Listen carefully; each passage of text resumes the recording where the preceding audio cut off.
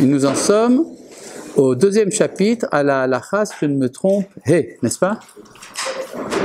Ça m'est difficile de savoir étant donné que je n'ai pas le texte devant les yeux, mais non, mais tu en as besoin. Comment tu vas faire sans le texte? Si tu vas faire, qu'est-ce que tu vas devenir? Non, c'est très... Mais non, on va pas vous déranger.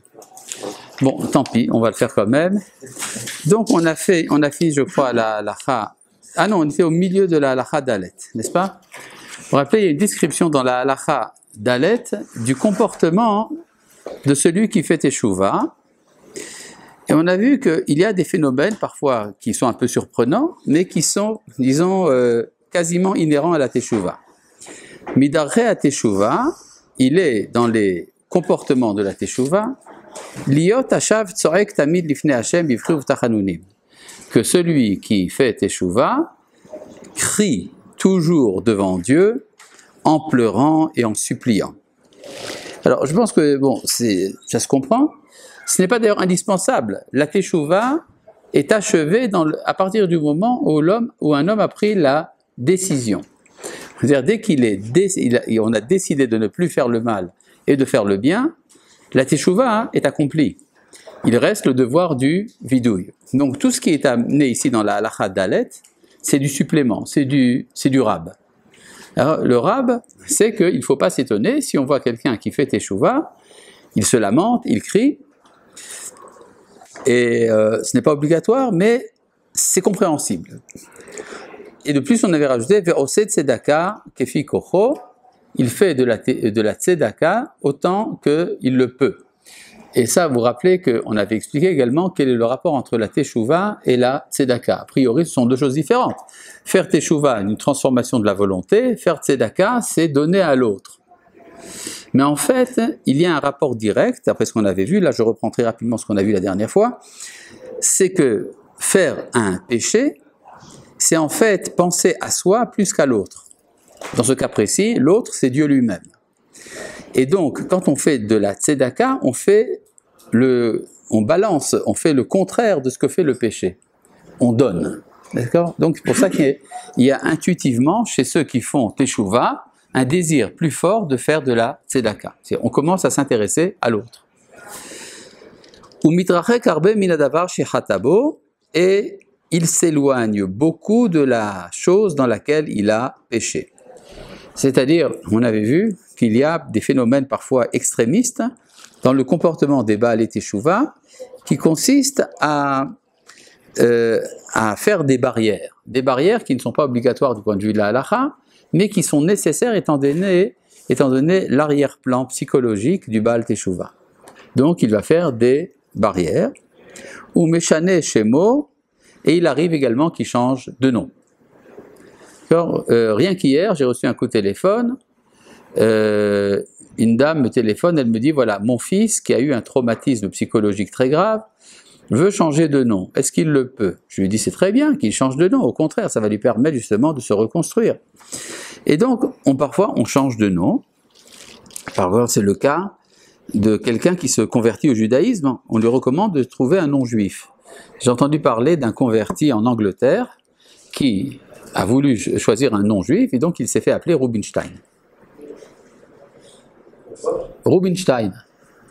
Parce qu'il voulait un nom juif.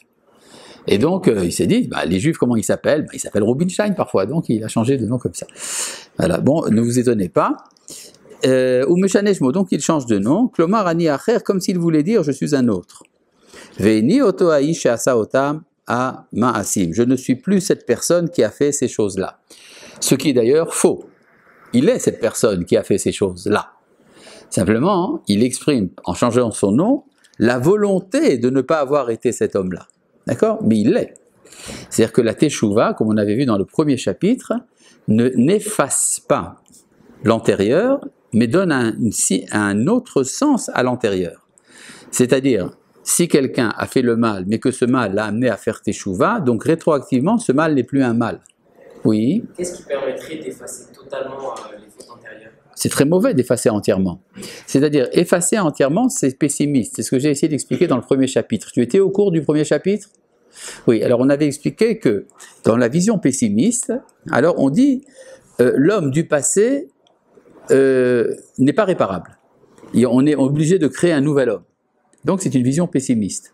Tandis que si je dis que la teshuva rétroactivement donne un sens à ce qui s'est passé, donc ce n'est plus du mal. Oui, d'accord, mais c'est très bien. C'est très bien justement de se dire, le mal que j'ai fait m'a amené à ça. D'accord ? Donc c'est ce qu'on a vu la dernière fois, c'est là qu'on s'était arrêté. Alors puisque c'est là qu'on s'est arrêté, qu'est-ce qu'on va faire maintenant ? On va continuer. Non, on ne va pas reprendre, on va continuer. D'accord ? Umeshane ma'asav kulam letova. Il change l'ensemble de ses actions, toutes en bien. C'est-à-dire, le fait d'avoir fait teshuva sur une chose entraîne tout un processus, tout un engrenage qui fait que finalement, on va améliorer tous ses comportements. D'accord ? Bon.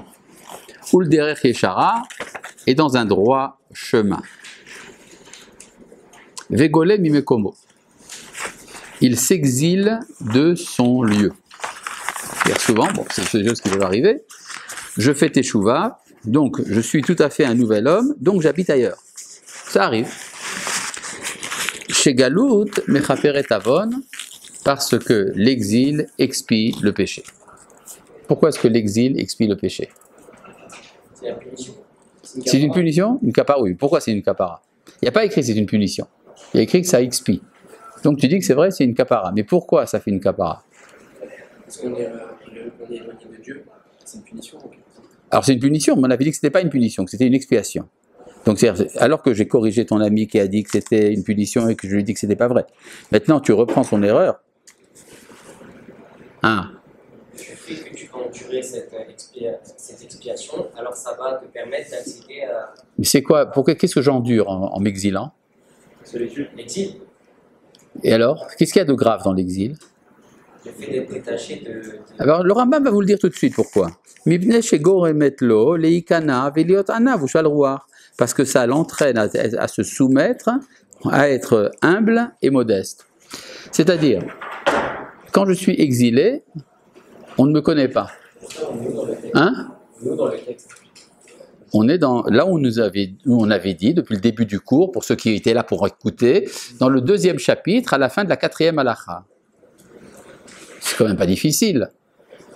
Maintenant, si depuis le début du cours, tu ne savais pas où est-ce qu'on est, il fallait le demander. Bon, d'accord. Bon, je reviens donc ici, après la réprimande grave. L'exil, c'est un état d'être dans lequel on ne me connaît pas. C'est-à-dire, quand j'habite là où tout le monde me connaît, tout le monde me connaît. Donc, chacun est respecté dans sa société en fonction de ce qu'il est. S'il est rave, alors on va lui donner le respect dû à un rave. S'il est bienfaiteur, il sera honoré en tant que bienfaiteur. Et enfin, de toute façon, toute personne a son kavod, son respect. À partir du moment où il arrive dans un lieu où on ne le connaît pas, alors il y a une sorte d'humiliation dans le fait de ne pas être connu. D'accord ? C'est ça qu'il dit ici le Rambam. Quand on est exilé, alors on a perdu un peu de sa dignité. Et c'est ça qui fait l'expiation. Oui ? Mais en quoi, du coup, c'est une expiation, dans le sens où une expiation, c'est de réparer le déséquilibre causé par la faute. Oui. La faute vient d'un excès. La faute vient également d'un excès de sentiment de soi-même, c'est-à-dire une sorte d'orgueil. Et donc, dans l'exil, je perds cet orgueil. Donc, je ne fais plus le calcul de ma volonté, mais de la volonté de Dieu. C'est ça donc la kapara de l'exil. C'est pour ça d'ailleurs que nos ancêtres ont été des exilés pour réparer la faute de la vente de Yosef, etc. Donc nos ancêtres sont des exilés. En hébreu, comment on dit des exilés ? Golim. C'est nos ancêtres, les Golim, étaient des exilés. Et c'est ça qui nous a appris donc à faire la kapara. N'est-ce pas ? Bon. Pourquoi vous avez rigolé ? Bon.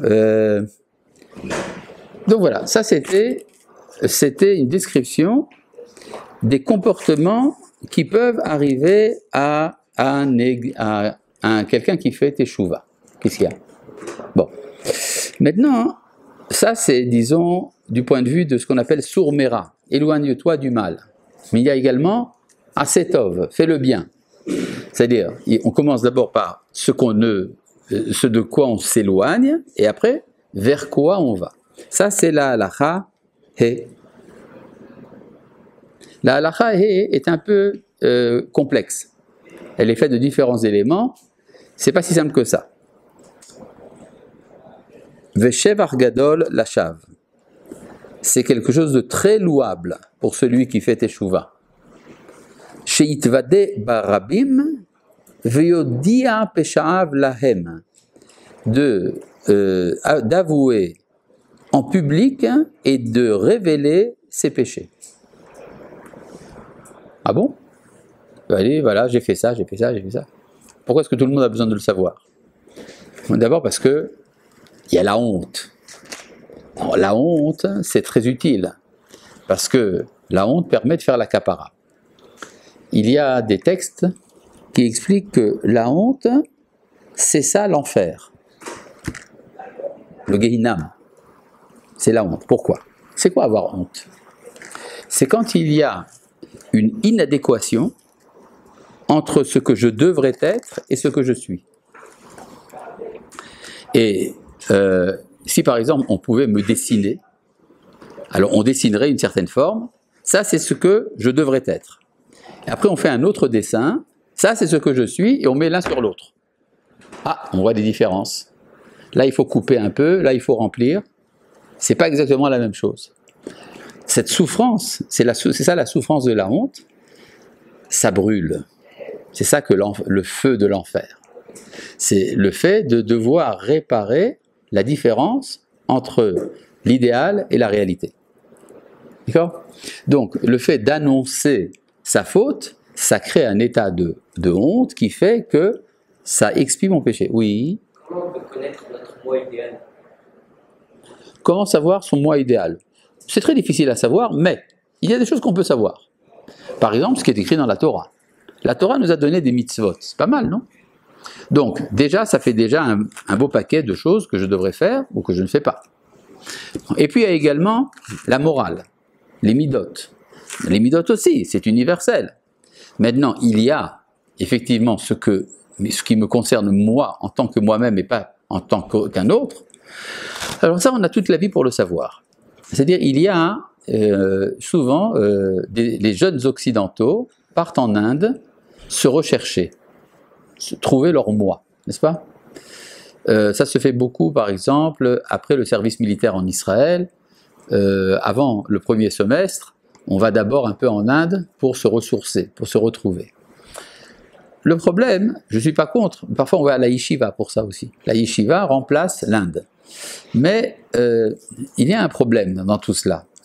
Parce que savoir qui je suis, je le saurai véritablement à l'âge de 93 ans, parfois à 87 ans, si on est vraiment très précoce. C'est la vie qui va me révéler qui je suis. Maintenant, ça ne veut pas dire qu'il n'est pas bon de temps en temps de prendre une certaine retraite pour remettre un peu les pendules à zéro. Mais l'absolu n'est pas accessible. C'est-à-dire, c'est en vivant que l'on apprend qui on est. D'accord? Oui. Pourquoi il est l'âge de 93 et 87 ans? Ah, simplement pour vous faire peur. Okay. D'accord? Pour exagérer. D'accord? Maintenant, je ne suis pas contre 78 ans. Aussi, ça peut aussi marcher. D'accord? Bon. Maintenant, on peut faire de la psychanalyse, essayer de savoir qu'est-ce que représente dans mon inconscient les chiffres 97, etc. Mais je pense que c'est assez inutile. Bon. Donc, je reviens ici à... Donc, ce que tu dis, c'est vrai. Il y a des difficultés à savoir véritablement qui on est. Mais on l'apprend par à coup. Donc, ce que dit ici le Rambam,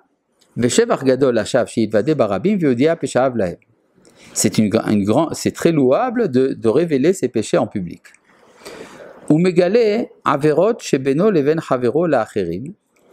Il révèle les péchés qu'il a fait envers son prochain aux autres, et leur dit, Omnam hatati lifloni.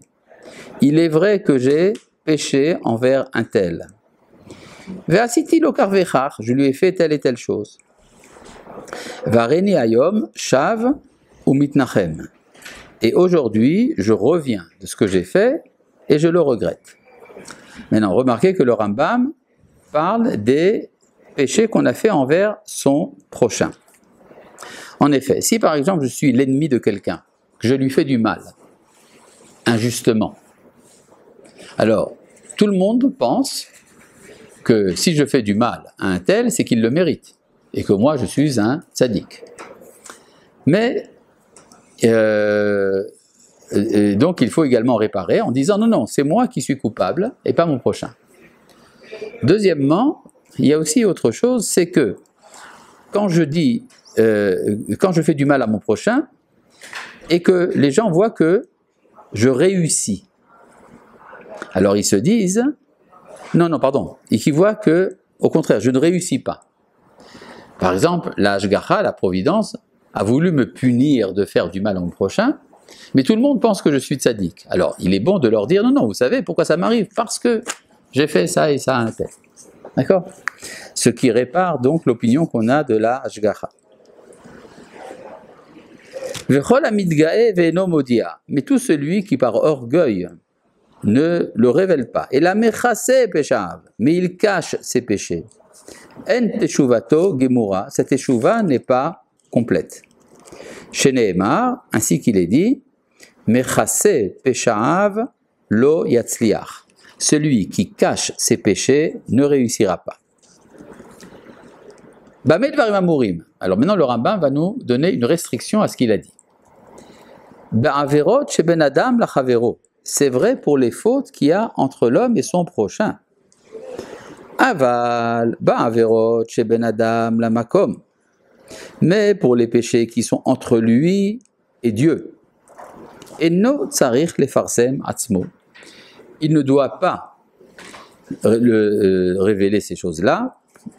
Pardon, il dit voilà, en cachette, j'ai mangé du cochon.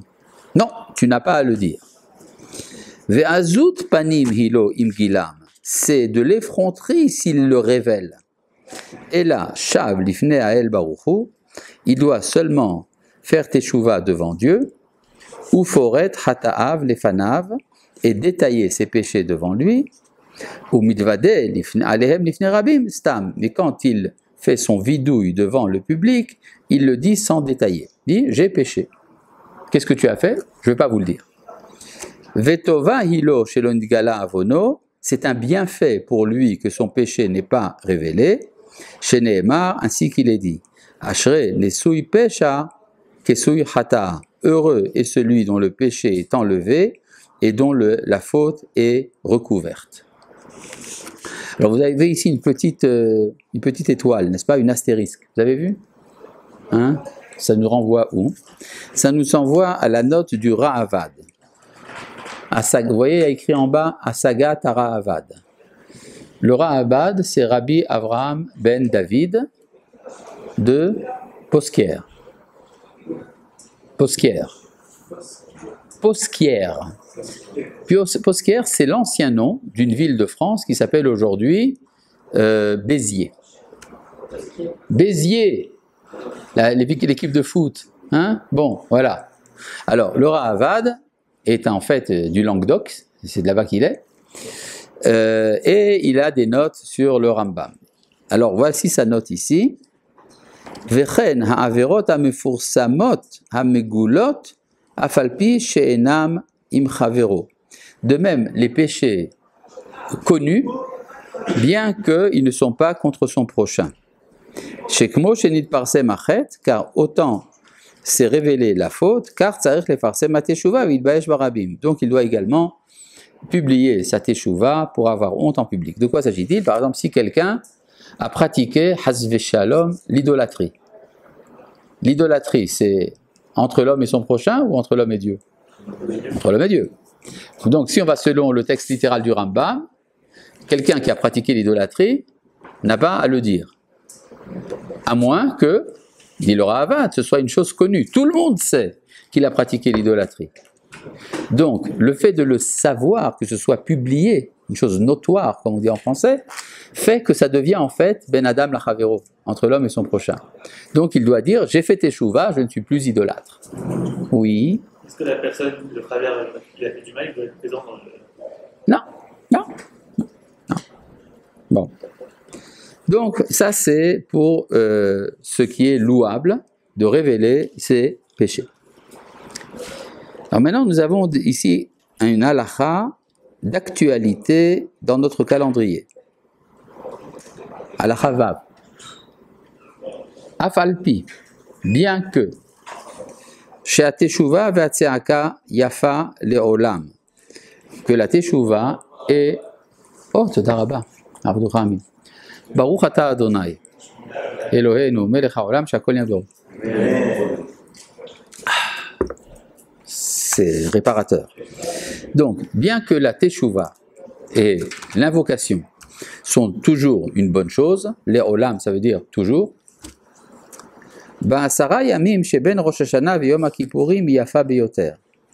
Elle est encore plus efficace, la teshuva, entre Rosh Hashanah, dans les 10 jours qui sont entre Rosh Hashanah et Kippour. Combien de jours il y a entre Rosh Hashanah et Kippour? C'est ce que dit le Rambam. Le Rambam dit qu'il y en a 10. Est-ce qu'il a raison? Il y en a 7. 2 jours de Rosh Hashanah, 1 jour de Kippour. Si vous enlevez ça de 10, il y en reste 7. D'accord? Bon. Alors pourquoi est-ce qu'il dit ici les 10 jours entre Rosh Hashanah et Kippour? Alors, on peut dire que c'est une manière de parler en hébreu. Entre, ça veut dire c'est ce qui ressort de tout ça. Mais il y a une interprétation intéressante. Ah, Arshav Rakata Maklit. Ah, Bsada. Il y a une interprétation intéressante des kabbalistes. Vous savez que pour les kabbalistes, il y a trois moments de Teshuvah qui sont Rosh Hashanah, Kippour et Hoshana Rabbah.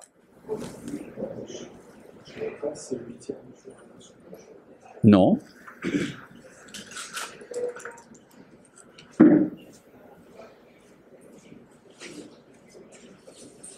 Non, Hoshana Rabbah, c'est pas le 8e jour après Sukkot.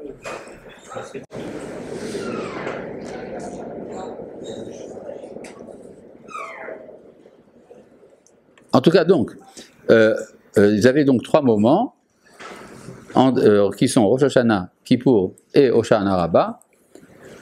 Et dans le prophète Ézéchiel, le jour de Kippour est appelé Rosh Hashanah. Et donc, le jour de Kippour, c'est le vrai. Quel est le jour qui va être appelé Kippour? Hoshana Rabbah. Combien de jours y a-t-il entre Kippour et Hoshana Rabbah? Il y en a 10. Donc pour les kabbalistes, les 10 jours entre Rosh Hashanah et Kippour, ce sont les 10 jours entre Kippour et Hoshana Rabbah. Ce n'est pas selon l'interprétation du Rambam, donc ça ne rentre pas ici dans le... Oui. Donc quand on dit la série... Mais non, ce qui est supposé, c'est que tout le monde sait, puisque personne n'a posé la question, que tout le monde sait quand est-ce que tombe Hoshana Rabbah. D'accord? Puisque personne n'a posé la question. Alors, quand on dit que la série qui tu vois entre Rosh Hashanah et Kippour, c'est la même chose qu'entre Kippour et Hoshana Rabbah. Non. Qu'est-ce qu'on appelle la série de Tchouva? Du coup, c'est quoi les jours de Tchouva? Est-ce que je dois considérer que c'est les 10 jours Alors, si tu vas selon le Pshat, ce sont les jours de Rosh Hashanah à Kippour. Si tu vas selon les kabbalistes, ce sont les 10 jours entre Kippour et Hoshana Rabbah. C'est quoi leur raison? Parce que la raison de Rosh Hashanah et Kippour, c'est que Rosh Hashanah, justement, c'est... Quand est-ce que c'est Hoshana Rabbah? Hoshana Rabbah, C'est quoi? Hoshana Rabbah? Oui, c'est quoi Hoshana Rabbah? Je vous retourne la question. Ah, très bien, mais parce que personne n'a posé la question. D'accord, la réponse, cette question aurait dû être posée depuis longtemps dans le cours, c'est le 7e jour de Sukkot. Et ce n'est pas après Sukkot, c'est le 7e jour de Sukkot. Donc, il y a ici 2 choses à réparer. Ce n'est pas le 8e mais le 7e, ni pas après Sukkot, mais de Sukkot. D'accord? Ah, c'est tellement simple de poser la question. Bon, je reviens donc. Pourquoi est-ce que les kabbalistes disent qu'il y a un temps supplémentaire de Teshuvah? Est-ce que c'est considéré comme la même Teshuvah? C'est la raison d'ailleurs pour laquelle il y a des slichot à Hoshana Rabbah. D'accord? Il y a des slichot à Hoshana Rabbah. La raison de cela, peut-être qu'on en parlera plus tard. D'accord? Pour l'instant, on est dans le Rambam. Non, ça nous amènerait trop loin. D'accord? Bon. Là, pour l'instant, on en est aux 10 jours de Rosh Hashanah à Kippour. Le Rambam nous dit, c'est un temps propice à la Teshuvah. Bon, d'accord, pourquoi? Il dit, chez Nehemar, ainsi qu'il est dit, Dirshu Hashem beimatseo, demandez Dieu lorsqu'il est présent. Ça veut donc dire qu'il y a un temps où il y a une plus grande présence, comme si Dieu avait été plus présent ou moins présent. Ça veut dire qu'il est présent à nous. Pour nous, de notre point de vue, il y a une plus grande présence, une plus grande facilité à accéder à la Teshuvah. Mais pourquoi? Alors là, ça demande un certain approfondissement. D'abord, vous savez très bien que toutes les fêtes de la Torah commémorent des événements qui se sont passés quand? Dans la Torah. Un événement ne se passe pas dans la Torah. Un événement se passe dans le temps, dans l'histoire, oui? Qui concerne le peuple d'Israël. Vous avez eu un cours là-dessus? Avec le Rav Hier soir, très bien. Donc vous avez compris que le jour de Rosh Hashanah, c'est un événement qui est arrivé au peuple d'Israël. Quel événement? C'est arrivé à Israël, ça? Si vous avez eu un cours du Rav Ackerman, il a dû certainement vous dire. Il y a la naissance d'Abraham, la naissance de Léa. J'ai rien compris. Pourquoi est-ce que tu es tellement en désaccord avec Rabbi Yehoshua? Rabbi Yehoshua dit que le monde a été créé en Nissan. Et donc l'homme a été créé en homme, a été créé en Nissan. Il y a une version. Il y a une autre version. Mais est-ce que ça voudrait dire que Rabbi Yehoshua ne savait pas pourquoi il faisait Rosh Hashanah? Rabbi Yehoshua, le jour de Rosh Hashanah, il faisait la fête comme tout le monde. C'est l'anniversaire de la création de l'homme. Ben, ça c'est vrai selon Rabbi Eliezer, mais c'est pas vrai selon Rabbi Yehoshua. Or, dans la Gemara, il y a une controverse pour savoir quand est-ce que le monde a été créé, donc l'homme créé. Est-ce qu'il a été créé en Tishrei ou est-ce qu'il a été créé en Nissan? Donc on ne peut pas faire dépendre la raison d'une fête de quelque chose qui est controversé entre les sages d'Israël. Donc c'est pas la vraie raison de Rosh Hashanah, Bonflant. Dans ces cas-là, on devrait également fêter Rosh Hashanah le Rosh Hashanah. Très bonne question, mais ça c'est quand on arrivera à Nissan qu'on posera la question. Maintenant, ce que j'aimerais comprendre, la raison pour laquelle nous faisons une fête à Rosh Hashanah. D'accord? Or, nous faisons une fête à Rosh Hashanah, une fête on fait toujours à cause d'un événement qui s'est passé dans l'histoire nationale d'Israël. Et c'est relaté dans la Torah. D'accord? Maintenant, qu'est-ce qui s'est passé le jour de Rosh Hashanah?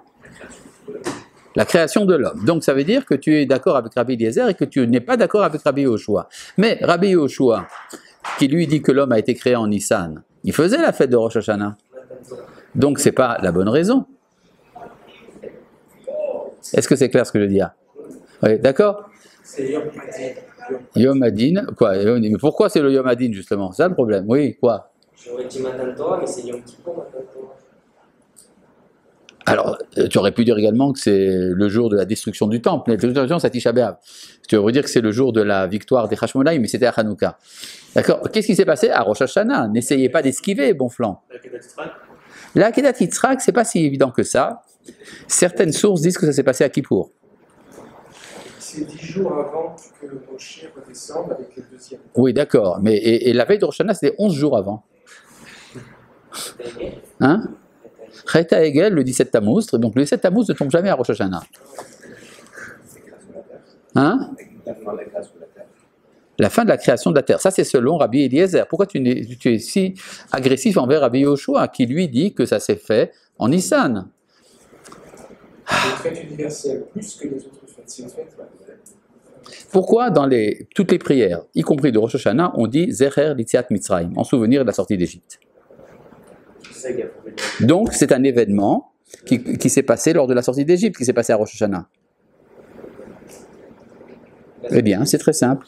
Comment? La sortie d'Égypte? Non, la sortie d'Égypte, c'était à Nissan. On est sorti d'Égypte. Mais dans les événements de la sortie d'Égypte, il s'est passé quelque chose à Rosh Hashanah.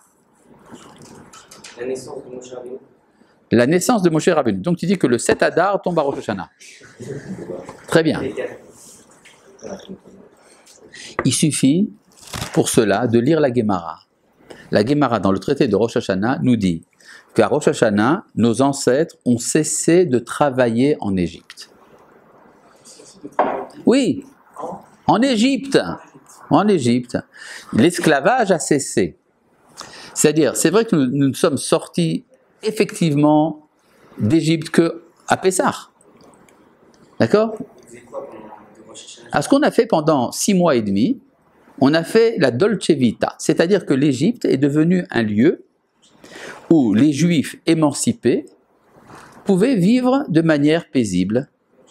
Et donc ils se disaient, mais c'est de la folie d'aller dans le désert après Moïse, alors que maintenant tout va bien en Égypte. Ils ont retardé Matan Torah de 6 mois. Non, ils n'ont rien. Ils ont eu Matan Torah plutôt. Ils sont sortis d'Égypte quand le pharaon les a laissés sortir. D'accord? C'est-à-dire, la fête de Pessah, c'est la fête de la fin de la domination politique du pharaon sur Israël. D'accord? Mais, à l'époque, nous étions encore des sujets du pharaon, mais nous ne étions plus esclaves. D'accord? C'est-à-dire qu'il s'est passé un moment dans l'histoire où il y a eu des lumières chez les Égyptiens. Ils ont accepté d'arrêter l'esclavage, et donc les Juifs ont commencé à prospérer en Égypte. Ce qui vous explique pourquoi la majorité n'est pas sortie d'après le Midrash. C'est-à-dire qu'avant toute Géoula, il y a toujours un moment d'émancipation, et donc il y a la tentation de cette émancipation. D'accord? C'est intéressant de voir s'il n'y aurait pas d'autres événements similaires dans l'histoire. En tout cas, Ça peut continuer pendant la guerre. oui, il y aurait beaucoup de choses à dire là-dessus, mais bon, pour l'instant, je suis simplement au point, quel est l'événement? Et ça, d'après la Gemara, Rabbi Eliezer et Rabbi Yoshua sont d'accord. Ça veut dire que, qu'est-ce que c'est la fête de Rosh Hashanah? C'est le jour de la liberté. La fête de la liberté chez les Juifs, c'est Rosh Hashanah. Deuxième question, qu'est-ce qu'on fête à Kippour? Le don de la Torah, Shavuot, la Torah a été donnée. Si on suit l'autre avis, c'est la Torah. L'autre avis, Non, je sais qu'il y a une histoire, le don de la Torah, il y a un petit peu. c'est le jour où nous avons reçu la Torah. C'est-à-dire, la Torah a été donnée à Shavuot, elle n'a été reçue qu'à Kippour. Effectivement, les paroles entendues au Sinaï n'ont pas été transmises à Moshe sur des tables jusqu'à ce qu'il monte. Il descend avec les tables de la loi le 17 Tammuz, qu'est-ce qu'il fait? Qui a cassé les tables de la loi? C'est comme c'est notre version à nous du vase de Soissons. Donc Moshe brise les tables de la loi, il fait la prière pendant 40 jours au pied de la montagne, après il remonte pour 40 jours pour recevoir les nouvelles tables, il les amène à Kippour. C'est-à-dire, le jour où nous avons reçu la Torah, c'est Kippour. Donc Rosh Hashanah, c'est le jour de la liberté, et Kippour, le jour de la Torah. D'accord? C'est plus clair maintenant. Bon. Maintenant, si c'est vrai ce que je vous dis, et c'est vrai, quel est le problème? Non, je pensais Yom Kippourim. Oui, Yom Kippourim, c'est le jour qui nous sauve, c'est le sauve Kippour. Et donc, c'est le problème de savoir, qu'est-ce qu'il y a? C'est quoi le lien Entre quoi et quoi? Rosh Hashanah, cessation de l'esclavage. Oui. Kippour, don de la Torah, en quoi ces deux jours sont porteurs de message de la Torah. C'est exactement ça que j'essaie de voir. Tout d'abord, il y a ici un problème. À Rosh Hashanah, on fait des prières pour bénir l'année. Quelle année? La nouvelle année. À Kippour, on fait Teshuvah et l'expiation des péchés de l'année précédente. Donc, moi j'aurais mis ça, j'aurais mis Kippour au dernier jour de l'année, et après on commence Rosh Hashanah. Mais là, vous avez 10 jours qui sont la fin de l'année précédente et qui sont le début de l'année qui commence. Alors, à quelle année ils appartiennent ces jours-là? L'année précédente. À aucune des deux. Donc ce sont des jours qui sont en dehors de l'année. Ils sont au-dessus du temps. N'est-ce pas? Maintenant, comment cela s'explique-t-il? L'événement de Rosh Hashanah, qui est la libération de l'esclavage, et l'événement de Kippour, qui est de recevoir la Torah. Combien de temps s'est passé entre les deux événements? 7. 1 an et 10 jours. Ben oui. Puisque l'esclavage a cessé à Rosh Hashanah, on est sorti d'Égypte à Pessah, on a entendu la Torah à Shavuot, on a reçu les tables de la loi à Kippour. Donc 1 an et 10 jours après le premier événement.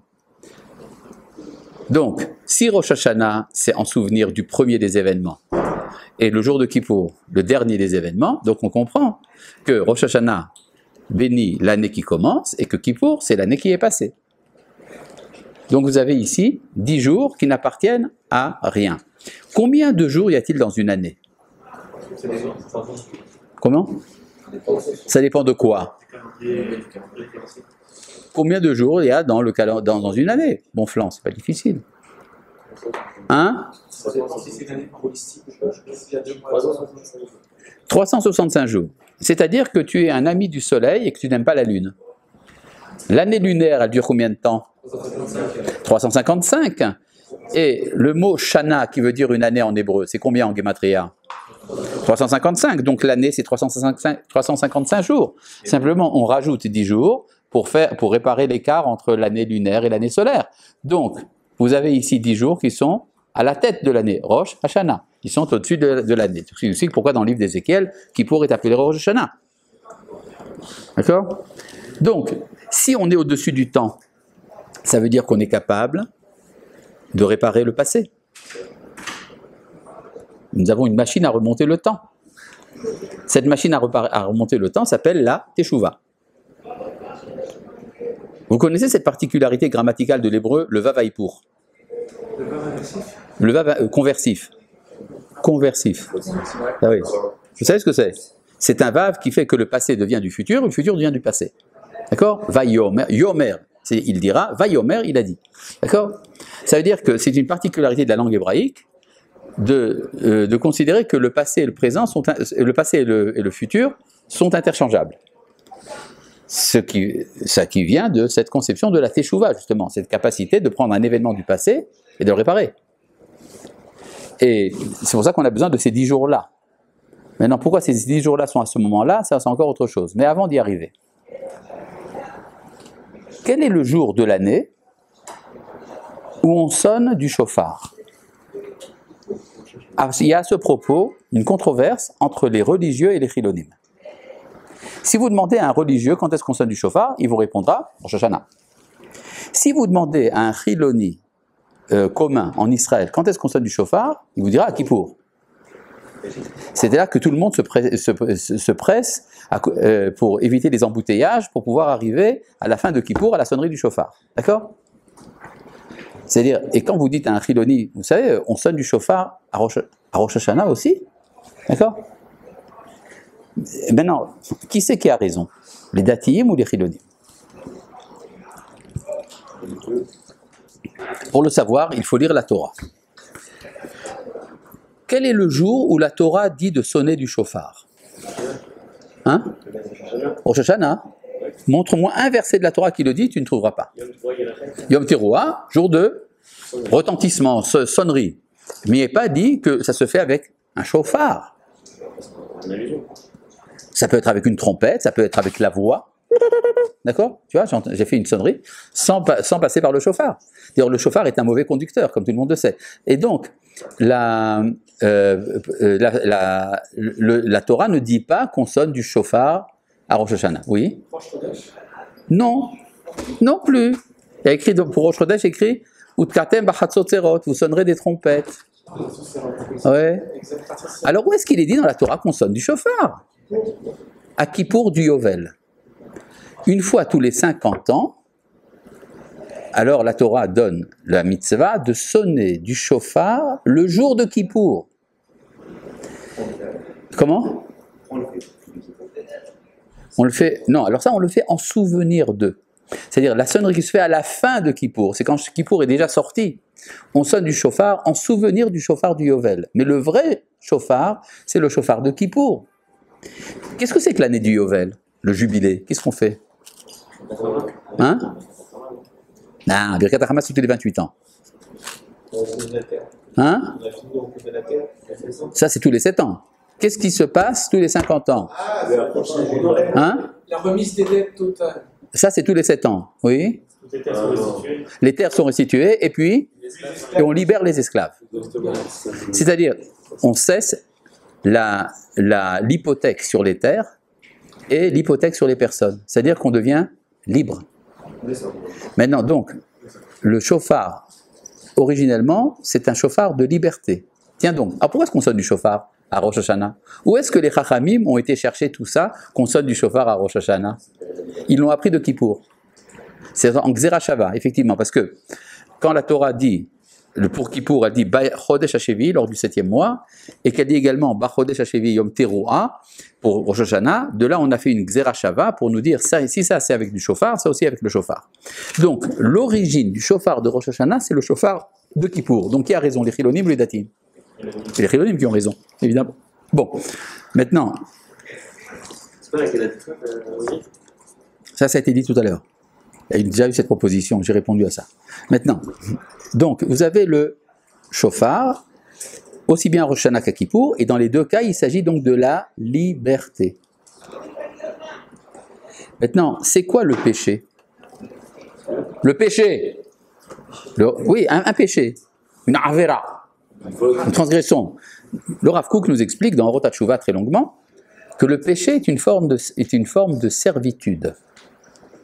C'est-à-dire, je suis asservi par le Yetzer Hara, il m'emprisonne. Et donc faire teshuva, c'est quoi? Elle se libérer. Ça veut donc dire qu'on ne peut faire teshuva que si l'on est vraiment libre. Donc vous avez compris pourquoi les 2 jours qui entourent les 10 jours de teshuva sont des jours de liberté. Maintenant, vous avez un texte de la Gemara dans Rosh Hashanah qui pose la question suivante. Que font les esclaves lors de l'année du Yovel entre Rosh Hashanah et Kippour? Puisqu'on a dit, la sonnerie du chauffard à Kippour libère les esclaves. Mais qu'est-ce qu'ils font entre Rosh Hashanah et Kippour? Ils peuvent choisir de se faire poinçonner l'oreille ou pas? Et s'ils ne se poinçonnent pas l'oreille? Non, de toute façon, même ceux qui sont poinçonnés sont obligés pour le Yovel de sortir. Oui. Alors ils sont libres, alors pourquoi est-ce qu'ils attendent la sonnerie du chauffard de Kippour? La Gemara dit autre chose, oui? Pourquoi se poinçonner l'oreille? Ça n'a rien à voir, laisse tomber. D'accord? Non, c'est un rapport, mais c'était une remarque en dehors du coup. Ouais, bon. Donc, la Gemara répond que ils ne rentrent pas chez eux, mais ne sont pas asservis. Alors qu'est-ce qu'ils font pendant 10 jours? Ils font des festins avec des couronnes sur leur tête. Tiens donc ils ont 10 jours de festin, de Rosh Hashanah à Kippour, avec une couronne sur la tête. Maintenant, qui c'est qui paye?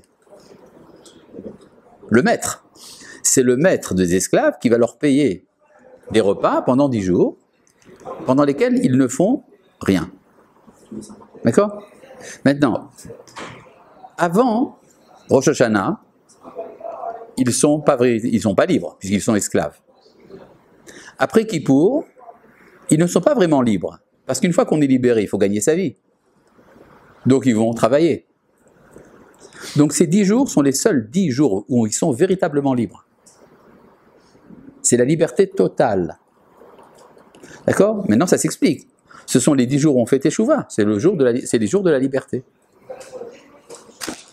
Quelqu'un m'a demandé, j'étais en Chutz La'aretz, j'étais en Inde il y a un mois, il y a un goy qui m'a demandé comment est-ce qu'on fait pour vaincre le Yetzer Hara. Je lui ai répondu en ayant la certitude qu'on est libre. Si on sait qu'on est libre, qu'on n'est pas prêt à renoncer à sa liberté, le Yetzer Hara n'a pas de prise. Et donc, ça explique un peu donc tout ce que dit le Rambam sur ces 10 jours-là. Maintenant, pourquoi ces 10 jours-là sont à ce moment-là du calendrier? C'est parce que c'est le temps de l'automne. Oui, c'est le moment, c'est là que commence l'automne. Vous connaissez l'automne? C'est le moment où la nature disparaît. C'est-à-dire, au printemps, tout fleurit. Il y a une puissance de vie qui se manifeste au printemps, qui arrive à son sommet en été, et puis arrive l'automne. Ça disparaît. Ça disparaît pas vraiment. Ça ne disparaît que pour mieux renaître au printemps qui va revenir. Mais c'est le moment où il y a une tendance à renoncer à ce monde. Le Olam Hazé devient moins intéressant. C'est l'époque où nos frères Ashkénazes lisent le livre de Kohelet, dans lequel il est dit « Hevel Havalim, Akol Havel ». Tout est vanité. D'accord ? C'est là que, parce que c'est le temps donc où il y a une aptitude au niveau, disons, de l'atmosphère générale à revenir à sa source.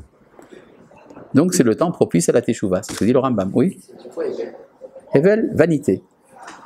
C'est quelque chose qui est en vain. Ça veut dire un souffle. Hevel. D'accord ? Et l'automne en hébreu, pardon.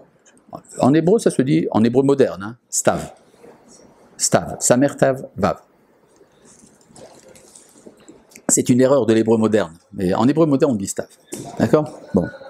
Parce que le mot stav, dans la Torah, dans le Tanakh, veut dire l'hiver.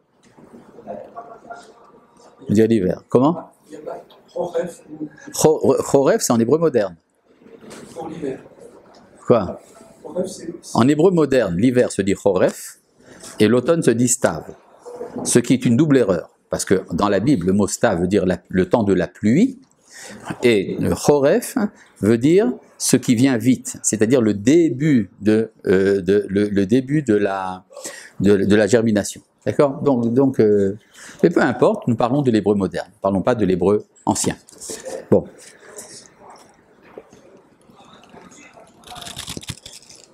D'ailleurs, le mot stav, qui veut dire l'automne, apparaît une seule fois dans le Tanakh, dans le livre de Shirachirim, et ça vient de l'araméen sitva, qui veut dire le temps de la pluie.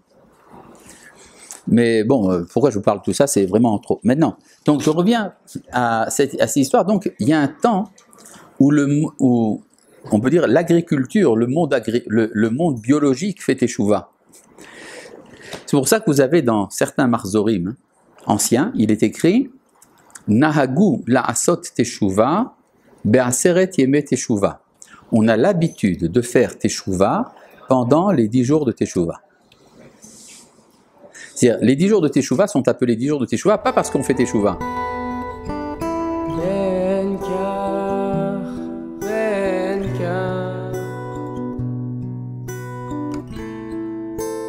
חיים בנים